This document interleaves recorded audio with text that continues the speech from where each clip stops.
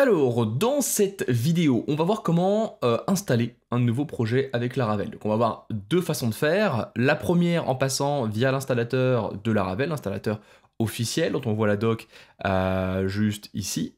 Et ensuite, on va voir comment simplement, directement avec Composer, on peut utiliser la commande create project pour créer un nouveau projet Laravel. Et on verra du coup que ça peut être intéressant, en particulier si vous souhaitez choisir la version que vous voulez installer du framework, qui je le rappelle, en est actuellement à sa version 10. Donc là, comme très souvent avec Laravel, il suffit de suivre la doc. Donc là, on vous dit de faire un composer global require de Laravel installer pour pouvoir du coup installer l'installateur de Laravel. Pour celles et ceux qui ne sont pas du tout habitués à Composer, comme je vous le disais précédemment, c'est un gestionnaire de dépendance PHP. Et quand vous venez du coup utiliser la commande global require, eh bien ça installe de façon globale une dépendance. Ici du coup l'installateur de Laravel qui du coup va nous permettre depuis n'importe quel endroit sur notre machine eh bien, de l'utiliser pour créer un nouveau projet Laravel. Et si jamais du coup vous omettez le mot-clé global, ça vient simplement installer la dépendance dans le projet dans lequel vous êtes actuellement. Donc du coup dans le dossier dans lequel vous êtes dans votre terminal. Donc là je vous invite à ouvrir votre terminal. Si Composer n'est toujours pas installé, que vous avez une erreur en faisant la commande qu'on va faire ici ensemble, eh bien pensez à l'installer. Vous pouvez le faire du coup avec Homebrew si vous êtes sur macOS, avec Chocolaté si jamais vous êtes sur Windows.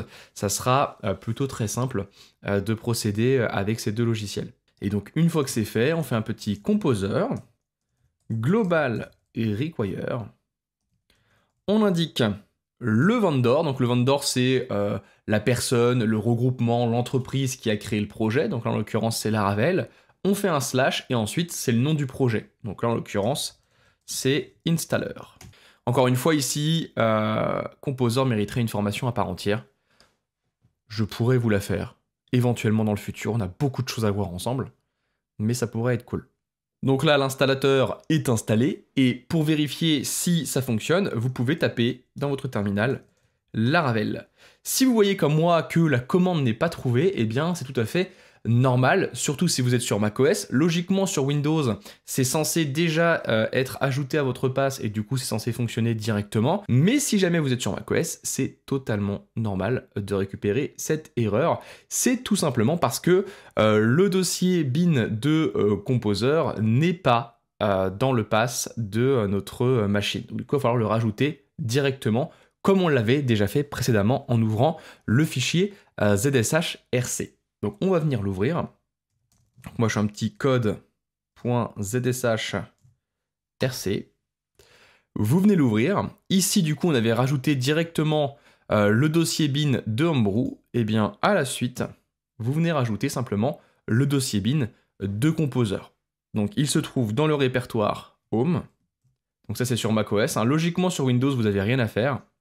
Ensuite, c'est le dossier .composer vendor/bin. Donc, rajoutez bel et bien ça. Séparez à chaque fois chaque chemin par deux petits points. C'est important. Ça, c'est vraiment le séparateur qu'il y a entre les différents chemins que vous indiquez pour le pass. Vous pouvez enregistrer et fermer ce fichier. Vous venez refresh zshell. Et là, maintenant, si je tape Laravel, je vois que j'ai bel et bien l'installateur qui est accessible. Je peux maintenant l'utiliser pour créer un nouveau projet Laravel. Bravo à vous.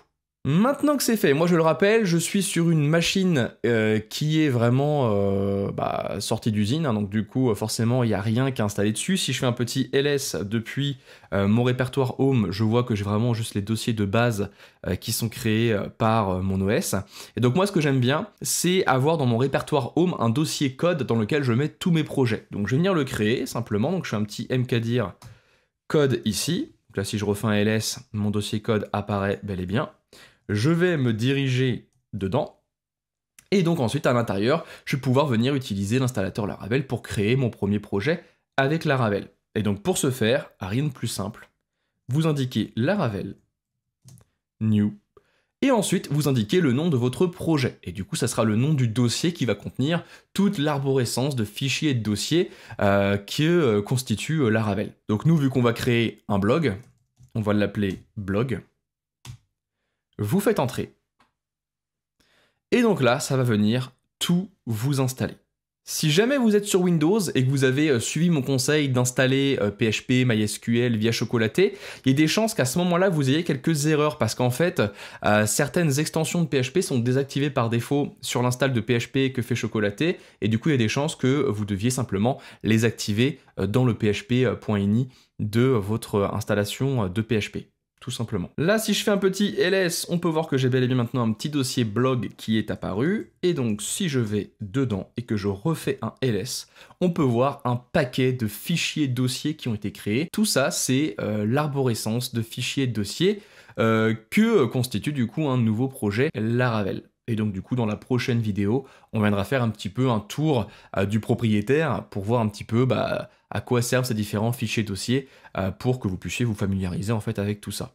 C'est bien beau d'avoir maintenant un projet Laravel complet d'installer, ça serait mieux de pouvoir maintenant y accéder depuis notre navigateur. Donc pour cela, il va falloir qu'on démarre un petit serveur et comme je vous le disais, le serveur intégré à PHP se fera complètement l'affaire, pas besoin de se prendre Apache, Nginx ou autre, on est très bien avec le serveur intégré de PHP, et donc pour nous aider à utiliser le serveur intégré à PHP, eh bien on a un petit utilitaire en ligne de commande qu'on voit juste ici, qui s'appelle Artisan. On en reparlera énormément d'Artisan parce que du coup c'est une interface en ligne de commande que nous fournit le framework Laravel et qui va vous permettre de faire énormément d'actions sur vos projets, notamment quand on est débutant. 90% des choses qui vont nous permettre de faire, ça va être créer les fichiers dont on a besoin. Ensuite, dans une utilisation plus avancée, on verra qu'il y a plein d'autres commandes hyper intéressantes dans le futur, pas forcément dans cette formation, même si on en verra quelques-unes.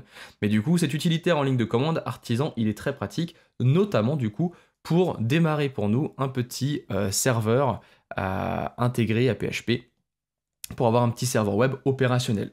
Et donc, pour l'utiliser, Artisan, c'est une interface en ligne de commande qui fonctionne avec PHP. Donc vous indiquez PHP Artisan. Et ensuite, derrière, vous indiquez la commande serve. Ça, c'est pour créer un petit serveur. Et donc là, vous voyez, automatiquement, il est venu vous créer un petit serveur web, accessible du coup sur le localhost et sur le port du coup 8000. Donc si je viens sur mon navigateur et que je vais sur localhost 2.8000, vous pouvez voir devant vos yeux absolument ébahis votre première application Laravel qui apparaît devant vos yeux. Si jamais vous avez ça qui apparaît, c'est impeccable, tout fonctionne parfaitement. Bravo! On est maintenant prêt à coder notre projet de blog. Comme je vous le disais, on va voir maintenant une deuxième méthode, une deuxième façon de créer des projets avec Composer, façon très pratique puisqu'elle vous permet d'installer exactement la version que vous souhaitez de Laravel, alors que l'installateur Laravel ne vous permet d'installer que la dernière version disponible. À une époque, l'installateur Laravel, juste pour le côté historique, permettait également de renseigner la version que vous souhaitiez, mais ils ont retiré cette possibilité il y a maintenant quelques temps. Et donc du coup, si vous souhaitez installer vraiment une version particulière, il faut passer directement par Composer et par la commande Create Project, qui est très simple également. Pour ce faire, là je vais venir arrêter mon serveur, donc je fais un petit CTRL-C, du coup forcément ici si j'actualise, j'ai plus rien d'accessible. Je vais remonter dans mon dossier code, et je vais venir du coup faire un petit Composer Create Project. On va utiliser toujours un projet du vendor Laravel. Le projet en lui-même s'appelle Laravel, du coup ça fait doublon. Et ensuite vous indiquez le nom du projet. Donc encore une fois ici c'est le nom du dossier dans lequel sera votre projet. Donc nous on va l'appeler bloc 2, puisque je ne sais pas comment l'appeler, puisque je le supprimerai juste derrière, là c'est juste pour vous montrer. Et l'intérêt du coup, je vous le disais, c'est de pouvoir indiquer une version si on le souhaite. Là je pourrais faire entrer et ça m'installerait la dernière version, mais là si je fais un espace, je peux indiquer la version que je souhaite. Et donc moi par exemple, je vais indiquer que je veux la 9.0. J'indique ici un petit accent circonflexe pour indiquer que je veux utiliser le versionning sémantique.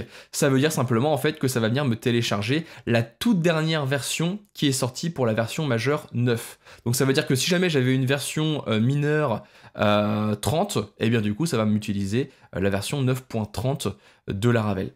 Donc là vous faites ça, vous faites entrer, Et vous voyez, ça vient vous installer la version, donc du coup c'est tellement allé vite que je n'ai pas vu, la version 9.52 du coup du framework.